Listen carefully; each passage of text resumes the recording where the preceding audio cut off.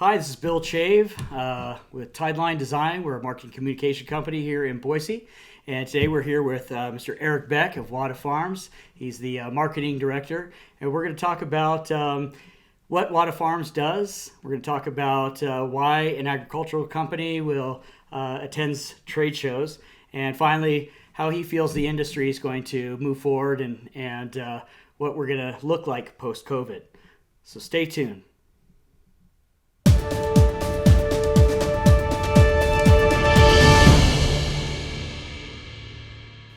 Hey Eric, how's it going? Good. Good to see you. Likewise. Thanks for coming over here and doing this little interview with us.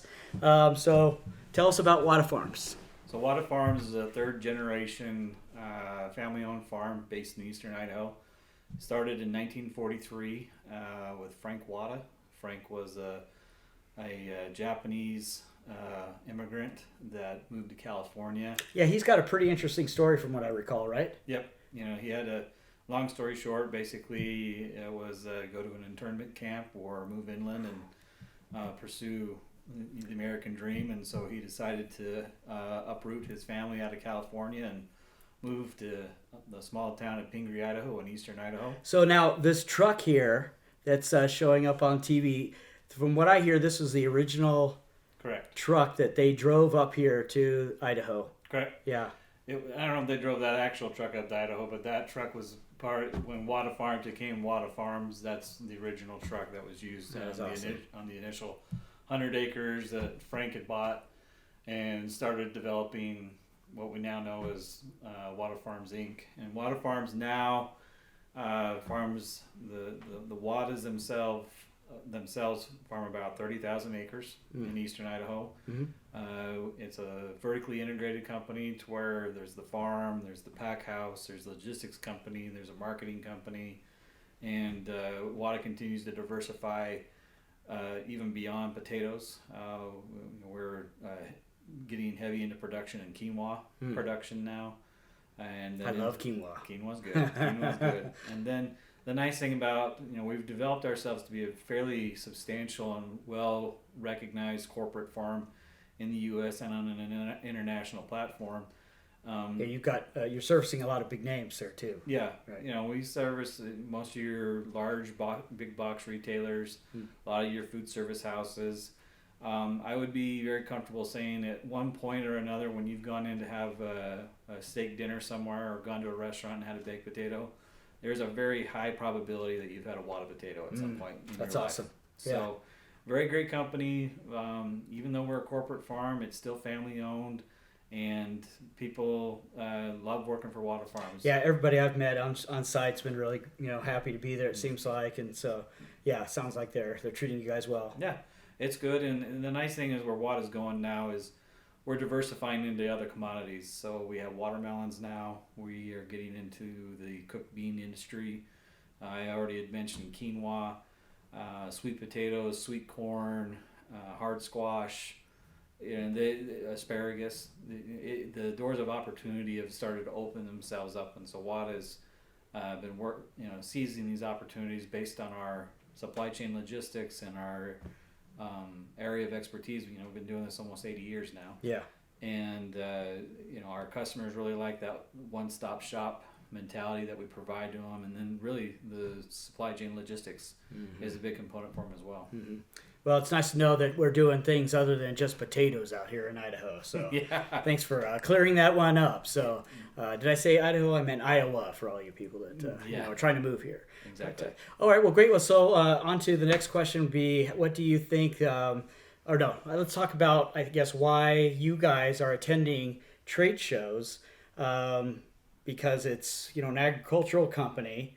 Why is that relevant for the trade show industry? Like, why would you do that? Is it, tell us more about that. So trade shows for us in the agricultural industry is actually a very big part of the B2B element in our marketing. We're dealing with buyers and merchants for these big retailers and big food service companies, the people that are actually procuring the raw material or the finished material that would come from us to supply their stores or restaurants. So trade show venues is an opportunity. I'll put my hat on their on their head. If I go to a trade show, I have the opportunity to go visit a multitude of different growers. I can see a lot of different products that are being developed. When in our industry, it's what's the new thing coming out, and so could that be a new variety? Is there a new package that's coming out? There's a lot of focus on sustainability right now. So what are we doing to help our carbon footprint? Recently one of our retail partners gave initiatives for pollinators and gave very substantial science-based evidence of saying we really need to be looking at what our pollinator initiatives are. And so as one of their core partners, Wada has agreed to step up and be a part of this IPM program for pollinators to make sure that we have pollinators to actually make food. We need bees in order to have fruits and vegetables. So these trade shows are, from a buyer or merchant perspective, are great because I can go and I can see a swath of different things that are going in the industry. And I may go and just look at potatoes, but during my time I could go and what are the apple guys doing? What are the banana guys doing? What are the grape guys doing? And you pull a little bit from every different area of the industry to learn what different commodities are doing. As a person in the industry, when I go to these trade shows, they're an excellent opportunity for networking. We do a lot of cross-promotional networking with other people within our own industry. Sure. And then even ones that you wouldn't even think would make sense. But we've done networking and cross-promotion with people in the apple industry. We've done stuff in the berries. We've done stuff with a multitude of different fresh vegetables. Right. And so trade shows are a very important part of our industry because it's the catalyst of what's new, what's developing, and how can I make my business function. Right. Yeah, that's great. And I guess that leads to the next question. With the pause in trade shows that we've experienced in this hopefully post-COVID world, how do you see that industry moving forward? Is there going to be hesitation to travel to? Is there going to be, are people going to really want to go back to it for those very reasons? What do you see from an exhibitor standpoint for the industry? I think you're going to get a multitude of different reactions to trade shows in general. I would say the vast majority of people are going to be very open and welcome to going back to trade shows and engaging and getting back to that networking. Yeah. Because ultimately, I'm in sales and marketing, and sales and marketing is all about networking.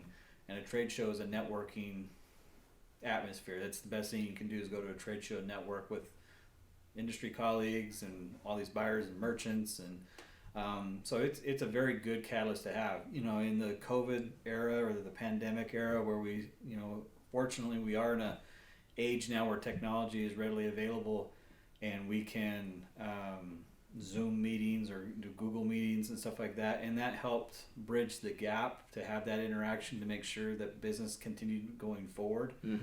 But that only goes so far. Right. And so I think a lot of people are very open to the idea of, let's get back to the way things were.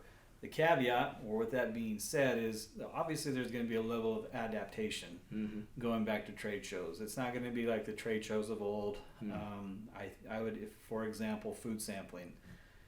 When you'd go to a PMA food show or food service show, food sampling would be readily available. I don't think, from what my understanding is there will probably be a version of that, but it will be very well monitored and controlled. More package oriented. Yeah, something to that effect.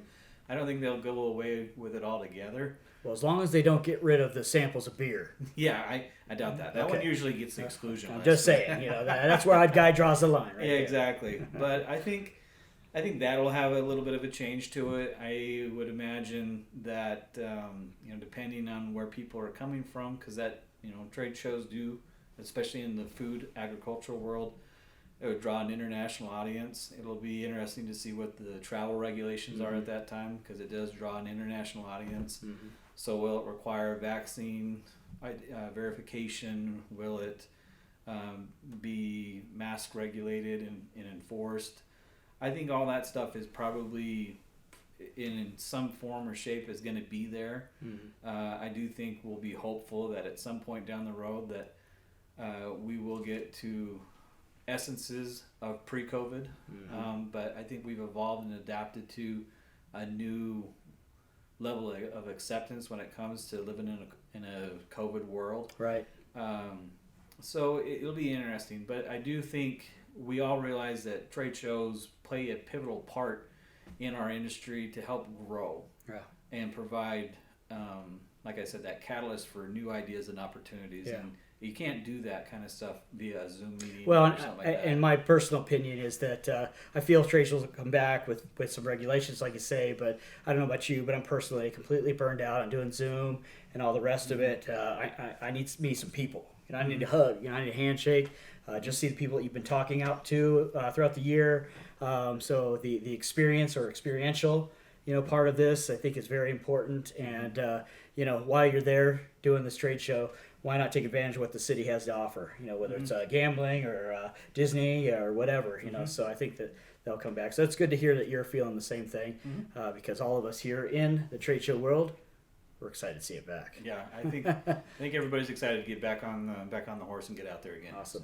Well, thanks for watching. Hopefully you learned something new about Wada Farms. I know I did. This is one of our most favorite clients. You should check out their exhibit. We've done a really creative job with this and what they've done. We've got some exciting changes to debut at PMA coming up in the fall, so look out for that. And if you have any questions, please give me a call. Again, my name is Bill Chave with TideLine, Eric Beck with Wada Farms, and thank you.